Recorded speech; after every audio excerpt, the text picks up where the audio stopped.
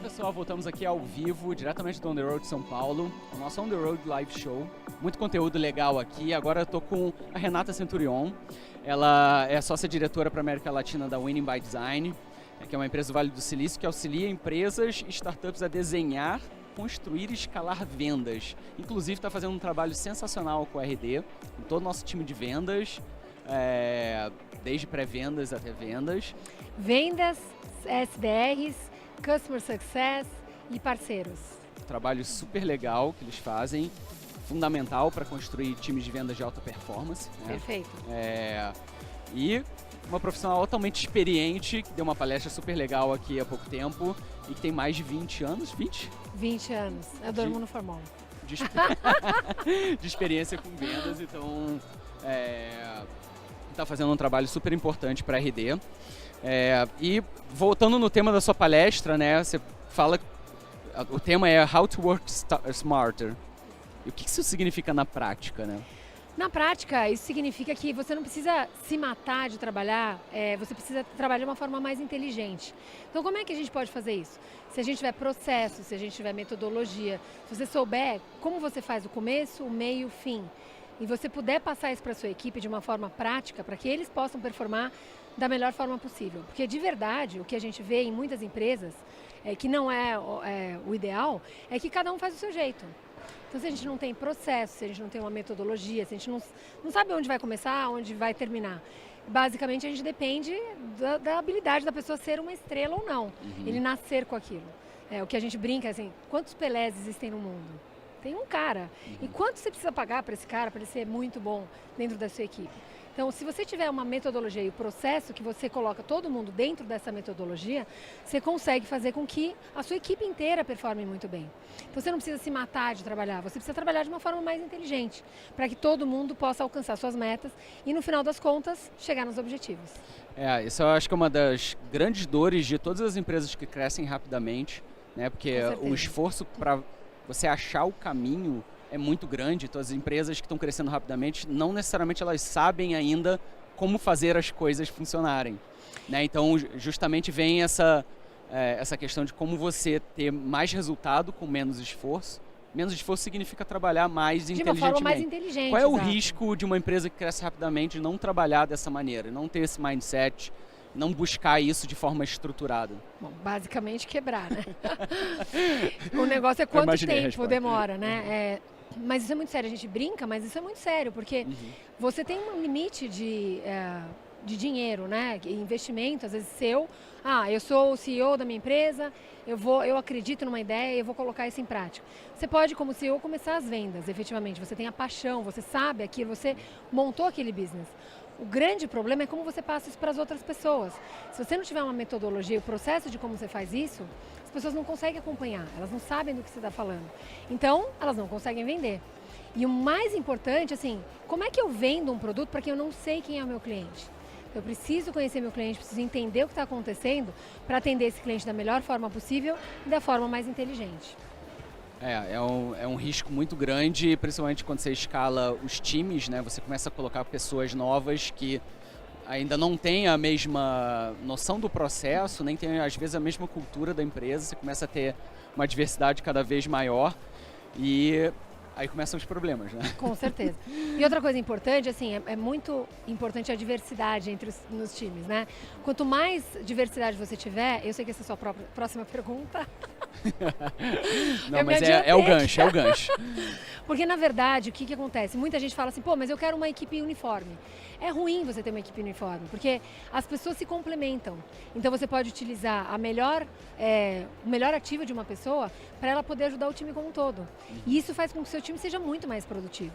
Então, se de repente uma pessoa tem uma força muito grande, por exemplo, em vendas, e o outro pode complementar sendo um SDR, um pré-vendas, como que eles podem se complementar? Tem uma pessoa que é super boa em atendimento ao cliente, deixa essa pessoa fazendo isso. Então, você consegue, tendo pessoas diferentes, elas performam de forma diferente, mas mesmo assim elas precisam de um processo para saber o que ela tem que fazer no antes, durante e depois e qual é o meu objetivo. Quando eu falo com o meu cliente, o que eu preciso falar com ele? Qual que é o objetivo daquela conversa, né? E uma pergunta aqui delicada. normalmente os gestores têm uma tendência a contratar pessoas que são exatamente iguais a eles. Por quê? Porque é muito mais fácil. Você se identifica, você sabe como é que a pessoa é, que age parecido com você, tem um jeito de pensar. Pegando esse gancho da diversidade, o que um gestor de vendas, principalmente, que é uma área que tem muita cobrança, o que ele precisa ter para poder lidar com essa diversidade? Porque não é só o time ser diverso, mas o gestor ser capaz de lidar com um time diverso também. Perfeito. Eu acho que é muito importante ficar claro qual é o objetivo daquela pessoa. Por que ela foi contratada, em primeiro lugar? Em segundo lugar, além dela ter sido contratada para aquilo, o que se espera dessa pessoa?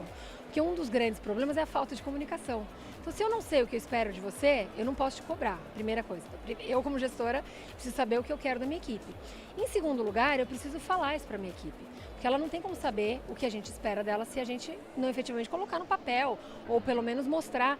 A sua equipe precisa saber qual é o objetivo dela, né? E o papel de cada um. Então, quanto mais roles, né? Quanto mais categorias de serviço você tem dentro de uma empresa, mais importante é eu saber qual é o meu papel dentro de todo esse processo.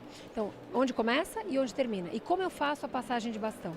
Então, o gestor precisa identificar se, por exemplo, isso não está acontecendo da forma ideal, para ele poder intervir e melhorar toda essa passagem de bastão e fazer com que a equipe inteira performe muito bem. Nossa, você está dando dicas de ouro aqui. Isso que você fala vale ouro de verdade, né? Falando um pouco ainda sobre a diversidade, né? A gente costuma ver esse perfil do vendedor como uma pessoa super extrovertida, aquela que fala com todo mundo, comunicativa, né? Quem não tem essas características pode vender bem também? Com certeza. Eu acho que a principal atribuição de um vendedor, ele precisa conhecer muito bem o produto que ele está vendendo. A partir desse momento, putz, eu sou tímido, eu não gosto de falar em público, tudo bem, você pode falar para um cliente, de repente, fazer uma reunião. Uma característica muito importante é você gostar de pessoas, né? E gostar de se comunicar. Porque uma venda nada mais é do que uma conversa. Então, eu tenho que estabelecer uma conversa, entender os seus pontos fracos e falar, puxa, eu entendo que você está passando por uma dor, você está passando por um problema e eu estou aqui para te ajudar de alguma forma. Mesmo que seja, eu não tenho como te ajudar, mas eu estou aqui ouvindo e de repente eu posso te indicar para uma outra empresa que faça alguma coisa que pode ajudar a resolver o seu problema. Olha aí o papel do gestor de novo, né? Exato. E quais são as melhores formas de treinar um vendedor? Principalmente esses que não têm as características que se encaixam dentro daquele ecossistema de vendedores. Bom, a primeira grande sacada é treinar o pessoal na metodologia 70-20-10, que basicamente é 10% do que eu vou ensinar para o meu vendedor, se eu estiver, por exemplo, fazendo dando um toque, por exemplo, como a gente deu agora, né?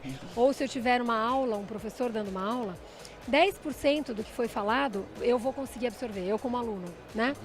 20% a gente empare, daqui a gente trocando, pô, você viu que legal, foi bacana a palestra, interessante, o que você achou, quais foram os pontos importantes, a gente troca, você me fala o que você entendeu, eu te falo o que eu entendi. Mas 70% do aprendizado é feito em exercício, então nós dois aqui estamos fazendo roleplay. Então a gente vai simular como que eu vou conversar com o cliente. Então, perguntas difíceis, como é que eu faço para sair de uma saia justa? Como é que eu faço para lidar com o cliente, para comprar? Como é que eu faço uma venda? Eu não posso simplesmente fazer um pitch, né? A venda é muito mais que isso.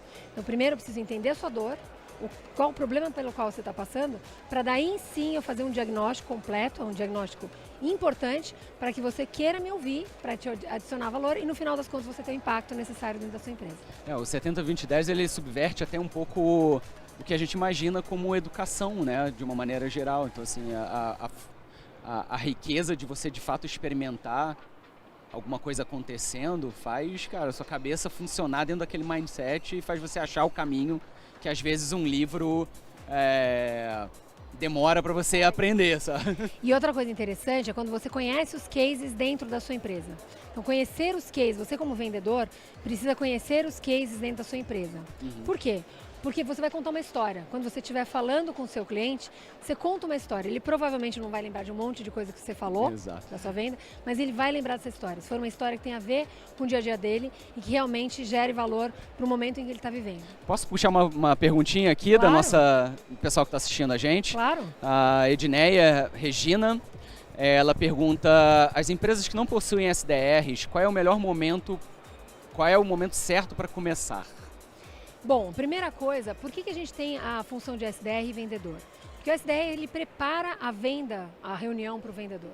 Então, basicamente, são pessoas que às vezes são mais novas dentro da empresa, né? Se você tem um time muito pequeno, provavelmente não faz sentido você ter um SDR.